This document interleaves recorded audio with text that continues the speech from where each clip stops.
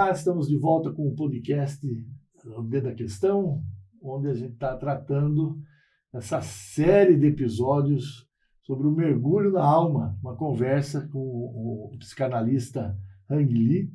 Né? A gente apresentou o Hang no primeiro episódio e aí a gente vem dia a dia aí conversando, né, a respeito do que é, né, esse inconsciente, né, o mergulho no inconsciente, onde a gente vai descobrindo um pouco, né, além, né, de tudo aquilo que a gente sabe do que é o corpo humano, a gente está tentando descobrir o que é um pouco do inconsciente, né? A gente está falando aí desde do primeiro episódio, né? E você tem uma capacidade didática que está ajudando bastante a gente, que é a questão do consciente, do pré-consciente, do inconsciente, né? E ainda a gente falou no episódio passado de ego, superego e id. A gente está falando das mesmas coisas com palavras diferentes? Não, não é a mesma coisa, né?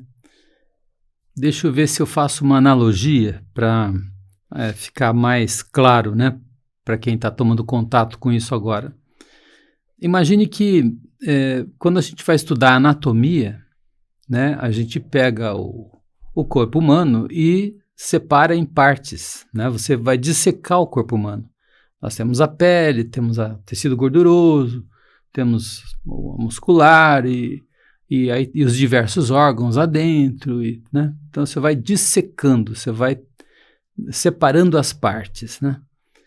E o Freud, ele faz isso, ele cria uma anatomia da mente, né? Porque mente para ele era alguma coisa que se confundia com alma humana. É a expressão daquilo que nós somos, é o nosso psiquismo, né? Então, ele começou a observar, principalmente a partir do estudo com as histéricas, que havia uma parte desconhecida da pessoa. Ela tinha sintomas psíquicos e sintomas físicos, paralisias, afonias, tremores, né, dores, das quais ela não tinha noção do que era. Então ele cria essa coisa inconsciente para dizer de algo que nós não sabemos de onde vem, algo que está fora da nossa consciência. Então existe uma consciência, existe uma inconsciência, um não saber, né, dentro de nós mesmos. Essa é uma grande questão, é uma grande revolução, né? Existe algo que nós não sabemos sobre nós mesmos. E mais do que isso, existe uma estação pré-consciente, existe uma barreira, né, que vai selecionar aquilo que vai ser consciente e aquilo que não vai ser, né? Um exemplo disso é quando a gente sonha, né? Você tem um sonho que pode parecer bizarro, esquisito, né? Ele está sempre disfarçado e a pessoa acorda, às vezes, durante o sono mesmo, né? E acorda do sonho, só que daqui a pouco ela não lembra mais. Por quê? Porque o pré-consciente barrou, ele estabeleceu uma censura, isso não passa, né? Eu ainda não posso ter um contato com o significado deste sonho, né? Ainda vai me causar mais sofrimento. Então, o sonho é um exemplo assim do que é esse sistema que foi um sistema inicial. Só que depois o Freud vai sofisticando esse sistema, né? E ele percebe que não é só o inconsciente, o pré-consciente e o consciente, né? Que haveria uma outra imagem possível, que é pensar na anatomia da mente como tendo uma parte nossa, que ela é parte consciente, mas parte inconsciente, que seria o eu, né? Que foi chamado de ego na tradução inglesa, e que a nossa língua portuguesa adotou ego. Mas atualmente a gente já está mudando isso de novo, porque estão sendo feitas traduções do alemão. Então a gente está falando de eu, super-eu, né, e o id, né? Então existiria um eu que seria, vamos dizer assim, um grande administrador do psiquismo. Existiria um id, que é de onde vêm as coisas inconscientes, né? As coisas que a gente ainda não sabe sobre a gente, né? Os impulsos, as pulsões, melhor falando, né? Na linguagem atual, são as pulsões que surgem dentro da gente, né? Que provém do id. Isso grosseiramente falando, porque isso aí dá um livro, né? Aliás, é o título de um livro, O Ego e o Id, ou Eu e o Id. E existe um supra-eu, ou um super-eu, ou um superego, que é vamos dizer assim, um limitador, que coloca as questões morais, o que eu acho certo, o que eu acho errado, a questão ética, né? Então, o eu passa a ser uma espécie de um coordenador, ele vai ficar entre o desejo do id, né, as pulsões do id e as recriminações do superego, do supereu, né? O eu é que vai administrar isso. Então se tornou mais complexo, né? Porque o próprio eu tem uma parte inconsciente e uma parte consciente, né? Agora, isto é, vamos dizer assim, um esquema para a gente entender como é que funciona, né? Porque, como é que a gente funciona? Porque, por exemplo, um conflito entre o eu e o id, né? Se você tem esse conflito, você tem uma questão neurótica, né? Eu tenho desejo de alguma coisa brota dentro de mim, eu tenho um desejo de, por exemplo, tocar aquela mulher ou beijar aquela mulher, mas tem um eu que está muito relacionado com a realidade, os limites, né, que diz, não, eu não posso, né? Mas estabelece-se um conflito, né? Agora, se o super-eu é muito forte, né, eu vou viver esse conflito de uma maneira muito mais drástica, né? Eu já nem olho para essa mulher, eu já nem passo perto dessa mulher, entendeu? Então a coisa fica complexa. Se eu tenho um conflito entre o eu e a realidade externa, né, e a realidade, isso vai gerar também outros tipos de patologias, entende?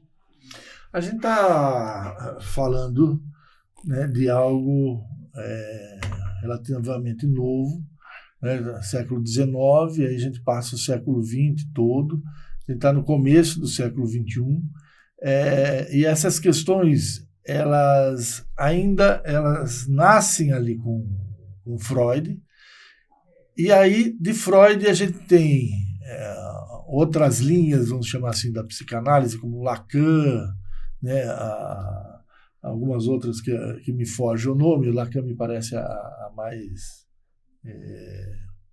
propagada, vamos dizer assim. Mais propagada, não sei, mas que ela é mais controversa, né? Então, eu queria que você localizasse um pouco nisso. Então, a gente está falando de um ser humano que chega até o século XIX, né? Então, a gente passa 1.900 anos ali, 1.800 anos, para ser exato, sem ter nada dessa noção. Aí a gente passa a ter essa noção de que, olha, nós não somos só esse ser individual, esse ser social, né, esse ser com essas necessidades de atender o corpo, mas, olha, todo esse fenômeno que o corpo está refletindo, a questão da histeria, que você já explicou bem aqui, ela dá essa chance para o Freud de ter esse insight, né, vamos dizer assim, desse insight desenvolver toda a sua ciência, e essa entra nisso que foi a deixa da sua última fala, nessa complexidade, né? A gente está nesse complexo todo. Mas, né, eu gostaria que você abordasse o seguinte: como que a gente viveu até Freud descobrir isso? E como que 99% da população no século XXI ainda vive, já que ignora isso que a gente está falando por completo? Ou eu estou enganado, mais gente conhece. Eu tenho a sensação que é o mínimo da população que se dá conta, mesmo aqueles que vão para a universidade, independentemente, principalmente se não for da área médica, né? Esses, então, não tem nem noção do que a gente está falando aqui. Ou estou enganado? Então, depende muito do meio cultural, né, que você vive. Se você for à França agora, né, você vai ver que grande parte da população sabe o que é uma análise, busca análise, né? Lá na França, não teve só o Lacan. A psicanálise se desenvolveu na França com Lacan, mas teve vários outros, Laplanche, Pontaly, André Green. Eu tenho milhares de analistas excelentes na França. Eles não negaram Freud, né? Eles são uma sequência de Freud. Ou há uma disputa nisso? Veja, eles desenvolveram Freud. É igual você falar do Isaac Newton. Né? Tem alguém que pode ser contra o Newton dentro da física? Não tem jeito, né? Porque ele descobriu uma questão universal, né? Então, os franceses desenvolveram uma psicanálise que, mesmo na França, tem os lacanianos e os não lacanianos, os pós-lacanianos, né? E na Inglaterra teve um grande desenvolvimento com Melanie Klein, Wilfred Bion, com Donald Winnicott, né? E, por exemplo, Thomas Ogden, que era um americano, foi fazer formação em Londres, depois voltou para os Estados Unidos, Donald Meltzer, vários outros autores que foram sofisticando cada vez mais o pensamento freudiano, né? Houve uma grande sofisticação. E, em função dessa sofisticação, o que acontece é que a psicanálise ela não é muito fácil de atingir todas as pessoas, porque é preciso que você tenha uma compreensão metafórica da realidade. Nós não estamos vivendo só numa realidade material imediata, né? Nós temos uma história, e essa história ela é metaforizada, né? Ela é aculturada, não é? Você vê um filme, né? Você vê, é a mesma coisa do cinema que eu citei outro dia, né? Faz muito sucesso, né? Numa certa faixa da população, o cinema movimento, ação, né? Tecnologia, né? O sujeito que voa, o sujeito que morre, depois ele vive, não sei o que e tal, tiro e tudo mais. Mas tem o cinema feito para pensar, né? Agora, eu conheço muita gente que vai para um cinema que é feito para pensar e fala, nossa, mas que cinema morto. Isso não quer dizer nada para mim. A psicanálise é assim também.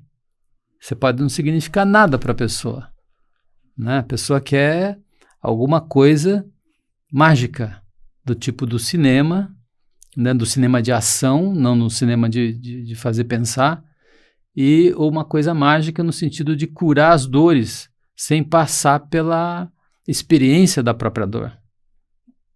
Não sei se eu me distanciei um pouco do que você perguntou. Não, eu acho que tá tudo ligado, porque isso me faz pensar, né? Você foi muito claro em dizer, né, do cinema que faz pensar, né, do que é que a gente está discutindo aqui, né, nesse podcast, que é o inconsciente, né, as questões dissecadas, vamos chamar dessa mente, né? E as pessoas que ignoram tudo isso e levam a sua vida. Levam a sua vida, né, ignorando essa realidade do que nós somos, mas numa crença muito forte no que a religião onde elas nasceram vai dizendo. Então, olha, você tem céu, você tem inferno, você é recompensado, você é punido. Há uma figura, né, coletiva, né, de comum acordo com todo mundo, que chamam de Deus, e aí nas denominações religiosas elas vão tendo lá seus outros santos, né? O Deus não é um ser católico, né? O católico, né, os cristãos, melhor dizendo, né, tem lá em Cristo, mas você tem as religiões africanas, as religiões do Oriente Médio, as religiões orientais, todas elas, né, desde o Alcorão, né, a Bíblia, sedimentados em histórias de um determinado período, né, anteriores a Cristo, como o judaísmo, né, estamos no ano 5.000 e tanto, que todos eles, de um modo paralelo, estavam dizendo isso que Freud está dizendo? Não. A psicanálise não é uma nova religião, não é, né? E não tem nada, eu acho que não tem nada a ver com religião. Aliás, Freud ele não gostava muito dessa coisa da religião, né? Porque ele achava que fazia a gente muito fechada para a realidade das coisas. A religião é uma crença, ela é dogma. Eu nasço numa família, num ambiente que me conta que existe isso e eu nunca questiono e vou reproduzindo. O que a gente vive é isso. Estou enganado.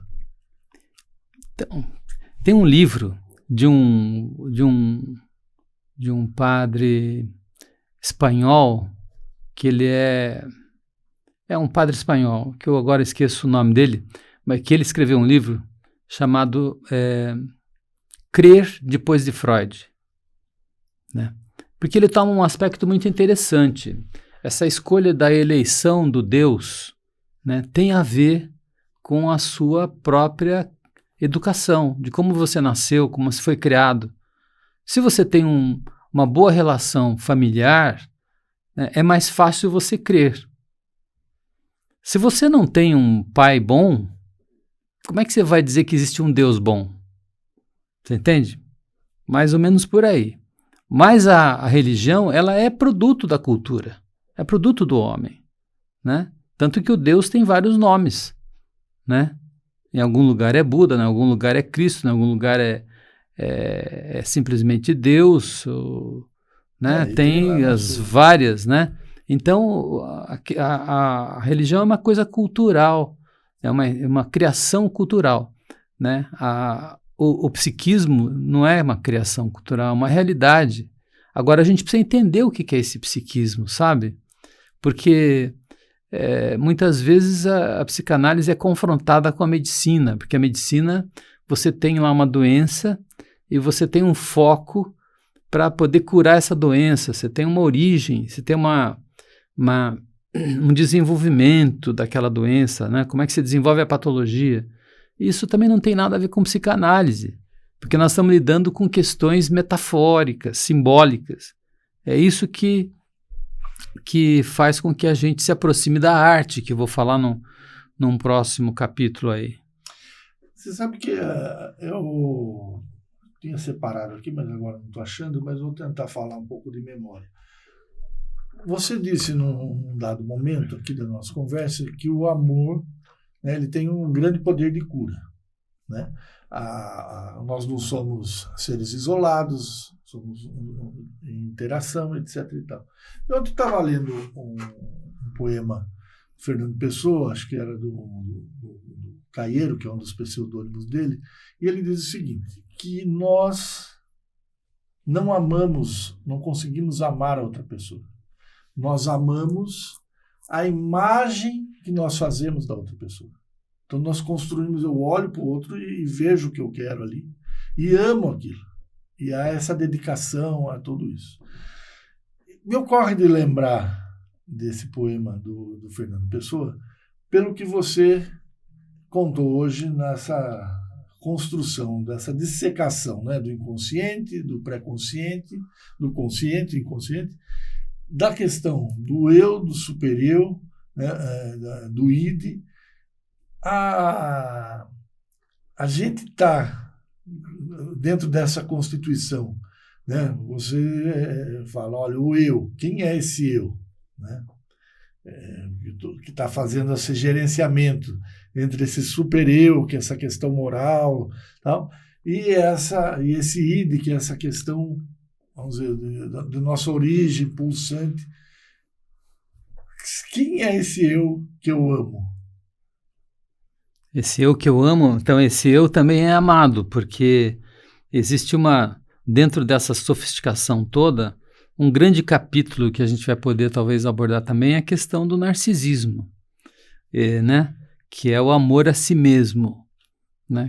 Que tem uma parte positiva, né? Que faz com que eu me desenvolva como pessoa, mas tem uma parte negativa se eu ficar só no narcisismo, porque eu tenho que administrar esse narcisismo a ponto de poder me dirigir ao socialismo, quer dizer, à sociedade, ao outro, seja esse outro uma companheira, seja esse outro um amigo, seja esse outro um patrão, um irmão, né? Um filho, né?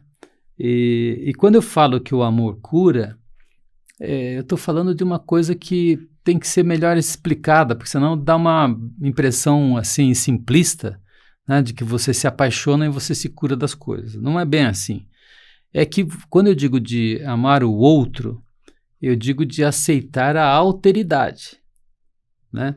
Esse amor que você falou da poesia do Fernando Pessoa, de fato, uma parte do nosso amor, ele é idealizado. Eu idealizo o outro, né, o objeto amoroso, eu idealizo, então eu amo aquilo que eu não vejo em mim, mas vejo nela ou nele, né?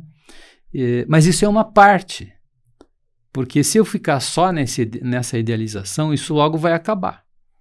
No primeiro não que eu receber, eu já rompo essa relação, porque não era aquilo que eu queria, né? Então, o amar, na verdade, ela significa ter consideração pelo outro. E quando eu digo o outro, eu digo um ser diferente de mim. O que, se você me permite, né, me ocorre a seguinte analogia quando você coloca essas questões. Você diz que existe o narcisismo, né, que é algo positivo na medida que me faz movimentar para crescer, né? Mas, num determinado momento, se eu não enxergo o outro, né, se volto para mim mesmo, isso, quer dizer, perde todo o sentido daquilo que é ser humano, que é estar no convívio com o outro. A sociedade, ela está assim, né? Ou pelo menos as disputas políticas que a gente vê não só no Brasil, mas no mundo, o que se prega é isso: olha, ou eu quero ser liberal, né, ou você vai ser social, né? Aí você tem essa dicotomia sendo exacerbada, né, levando, em alguns casos, aos extremos. As pessoas, elas não têm estão deixando de ter empatia pelo outro, estão achando que a responsabilidade do outro crescer ou não é só dela e não desse conjunto. É um exagero falar isso? Então, eu estou falando aqui de como é que se desenvolve, né, emocionalmente o ser humano. Você está ampliando isso para uma sociedade. De fato, a sociedade ela adoeceu muito, né? Se você for ver a sociedade da Grécia Antiga, ela era muito mais evoluída do que o homem de hoje. Porque o homem de hoje, ele acha que ele é possuidor de um celular, de uma tecnologia, então ele é evoluído, né? Fica uma questão aí. Porque, veja, a relação, como é que a gente se desenvolve no mundo? A gente se desenvolve, a gente cresce, desde pequenininho, na intersubjetividade. É a minha subjetividade enquanto um bebezinho com a subjetividade da minha mãe. E é uma intersubjetividade extrema, porque não tem linguagem ainda, né? E ali eu vou me desenvolvendo. Aí, de repente, eu cresço, tenho 18 anos, já sou adulto completo? Não. Eu tenho muito para crescer ainda. E ainda na intersubjetividade, né? Naquilo que ocorre entre eu e o outro. Por isso que eu disse que o amor cura. Cura se eu for capaz de interagir com o outro, considerá-lo diferente de mim, aceitá-lo diferente de mim e amá-lo diferente de mim, né? Então isso é um troço muito complicado, né? Na sociedade que você está referindo aí, não se aceita o outro. O outro tem que ser igual a mim, ele tem que pensar igual a mim, né? Nós estamos vendo aí, né, essa dicotomia, né, lulopetismo contra bolsonarismo, né? Ou você pensa como eu vou lá e mato você, ou sei lá o quê, né? O que a gente vê nos times de futebol, mesma coisa, né? Imagine você matar uma pessoa porque torce para um outro time. Então isso é não aceitação radical do outro, né? Por isso que eu digo que a sociedade está doente. O Hang, você falou do ego, né, como sendo o eu da pessoa. Me ocorre aqui o seguinte: minha pergunta tão filosófica, psicanalística da história. Quem sou eu, né? Eu sou o que eu penso que eu sou, junto com o que eu penso, que o outro pensa que eu sou, e é aquilo que de fato eu sou. Essas três coisas que formam esse eu, o que é esse eu? Esse eu é tudo isso e e tem uma parte muito desconhecida também, né? O francês que você gosta de falar, não é do Lacan isso, mas os franceses usam a palavra estrangeiro, né? Eu tenho um estrangeiro dentro de mim, né? E tem um outro francês que não é psicanalista, que é um filósofo, Edgar Morin, escreve Morin, mas é Morin. Ele diz que o homem ele tem o dever ético do autoconhecimento, né? E o autoconhecimento ele passa por uma visão psicanalítica também, né? O Morin conhecia a psicanálise, conhece, né? Porque ele deve estar com 100 e tantos anos, mas é vivo. Então, temos uma parte nossa desconhecida, né? Eu vejo muita gente batendo mão no peito dizendo, não, eu me conheço, né? E tem gente que diz, olha, eu te conheço, que é pior ainda, né? Clarice Lispector já questionava tudo isso, ela nunca foi psicanalista, né? Mas ela falava sobre essa questão do eu me conheço, eu não me conheço, eu não vos conheço, né? E com isso, mas quando a psicanálise propõe isso, você não se conhece, né? Ela coloca você na margem da desordem, da confusão, né? Como eu não me conheço, né? A pessoa simplista vai dizer, como eu não me conheço? Né? Hoje a gente está gravando aqui o nosso 5º episódio e é o aniversário de 110 anos de nascimento de Nelson Rodrigues. Nelson Rodrigues, né, um escritor brasileiro, ele diz o seguinte: a maioria das pessoas imagina que o importante num diálogo é a palavra. Ele diz, engano. E repito, o importante é a pausa. É na pausa que duas pessoas se entendem e entram em comunhão.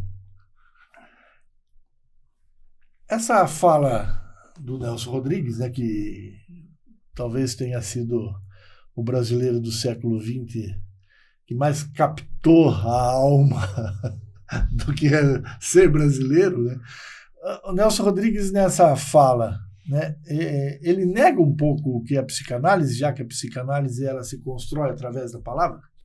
Não, absolutamente. Eu acho que é uma fala psicanalítica, né? É uma fala bem psicanalítica. Porque na psicanálise não existe só a fala, tem os silêncios também. E tem aquelas pessoas que não conseguem falar, né? Eu me lembro da dona Judith Andreucci, uma grande analista em São Paulo, que ela analisou uma adolescente durante 8 meses, os primeiros 8 meses, essa moça não falava nada. E ela nem se deitava no divã, ela sentava numa mesinha que ela tinha lá, ela sentava em cima da mesinha e ficava mascando chiclete. E não falava absolutamente nada. Esse é um outro grande capítulo que eu quero tratar com você, porque não é só da fala que vive a psicanálise. Existe uma comunicação inconsciente, que é uma grande sofisticação, né? E essa comunicação inconsciente permite que você conheça o outro, né? O analista bem treinado, conheça o outro sem que ele fale nada. E era muito interessante, a gente ria, porque a dona Judith tinha encontros bimensais com a família. E a família ficava surpresa da melhora do comportamento da menina, da calma que a menina ia adquirindo ao longo do tempo, e ela não falava absolutamente nada. Não quer dizer que a analista não falasse, porque a analista, captando coisas desta menina, ela ia conversando com a menina, né? Mas a pausa é importante. Aliás, só colocando uma questão, essa é uma das críticas que a gente tem com relação à terapia online, essa teleconsulta, né? Porque na teleconsulta é mais difícil haver as pausas. Você está ali cara a cara com, né? E acho que as pessoas sabem que um dos instrumentos da psicanálise é o divã, onde você pode se recostar, deitar, deixar o seu pensamento fluir, trazer os sonhos e às vezes, muitas vezes, não falar, né? Esse aspecto, né, que você conta da psicanalista Judith, como é que vocês, psicanalistas, sabem disso? Ela relatou num livro? Ela conta isso em palestra? Como é que vocês têm acesso a essa terapia particular que você deu o exemplo? Veja só, em 1946, portanto não foi ontem, né? Em 1946, uma psicanalista austríaca radicada na Inglaterra, chamada Melanie Klein, ela descreve o mecanismo próprio das psicoses, mas ela descreve um mecanismo chamado identificação projetiva, né? E depois de 1946, os próximos 20 anos, né, os kleinianos só se dedicaram a estudar essa coisa chamada identificação projetiva, né? E depois desses 20 anos, teve um casal na Argentina e Uruguai chamado Baranger, Ville e Madeleine Baranger, eles eram franceses, que ampliaram essa questão da identificação projetiva para uma coisa chamada campo analítico, né? O campo psicanalítico é um campo que está imantado por projeções e identificações projetivas. Eu aqui estou projetando coisas em você, você está projetando coisas em mim, sem que a gente saiba, né, demonstrar isso. Mas existem essas coisas, né? Eu vou me aprofundar disso nos próximos capítulos, porque as pessoas acham que a gente só fala lá e análise é uma coisa de sentar um com o outro e ficar batendo papo. Não é isso, né? Mas tinha uma analista chamada Irma Pick. Ela dizia o seguinte: há pessoas que quando você se aproxima, você se sente a pessoa mais inteligente do mundo. E há outras que você se aproxima e dá a impressão que a sua anágua está aparecendo, né? Para quem não sabe o que é a anágua, é uma vestimenta bem antiga que as mulheres usavam sob a saia. E que hoje não existe mais. Não existe mais. Mas aparecer a anágua era um desconforto total para a mulher, né? Então, ela dizia isso. E é verdade, tem pessoas que você se aproxima, você se sente mal. Você se sente criticado, você se sente, às vezes, até violentado pela simples presença do outro, né? E há outras pessoas que você se sente muito à vontade, se você se sente bonito, se sente aceito, compreendido. Então, essas sensações, elas começaram a ser valorizadas. E isso foi muito importante porque trouxe a possibilidade de analisarmos psicóticos. Porque o psicótico, ele diz uma coisa, mas ele vive outra. Ele sente outra. E o analista é depositário dessas coisas, né? Você pode querer ser simpático comigo, né? Mas de repente eu estou me sentindo muito mal aqui. Eu estou ficando irritado com você. Então tem alguma coisa acontecendo, né? Entende? Agora, é preciso que esse analista, ele também seja um sujeito muito bem analisado e continuamente analisado, para ele poder ter essa discriminação. Até que ponto eu estou captando uma coisa que o meu paciente está me transmitindo, ou até que ponto eu estou projetando coisas nesse meu paciente, não é? Então, por isso que o analista, ele obrigatoriamente tem que estar numa análise constante. Tá bom. Hang, já estamos aqui há 40 minutos quase falando, né? Passamos da nossa meia hora aqui. Tá. Queria agradecer mais uma vez, né, a sua gentileza de estar batendo esse papo aqui com a gente, né? Eu acho que a gente está no episódio 5, né? A gente tem 2 já que estão no ar, estão disponíveis, né? Estamos editando os outros para no YouTube, né? No YouTube. Essa é uma conversa enriquecedora, né? Eu tenho 5 episódios já, acho que a gente consegue dizer, né? Eu acho que eu estou aprendendo muito, imagino que quem está acompanhando a gente também esteja. Espero que esteja sendo bom para você também. Eu me sinto muito à vontade com você, não me irrito não, viu? Não sei se é o que é, mas eu me sinto à vontade, espero que quem está acompanhando a gente também esteja se sentindo. Não, eu aprendo muito quando eu falo também. Quando eu venho aqui, né, eu aprendo porque eu tento compreender as questões que você traz e me esforço para esclarecer a partir daquilo que é a minha prática. É isso aí. Muito bom, obrigado. E a gente fica por aqui nesse nosso 5º episódio. Voltamos, né, na semana que vem com mais um mergulho no inconsciente.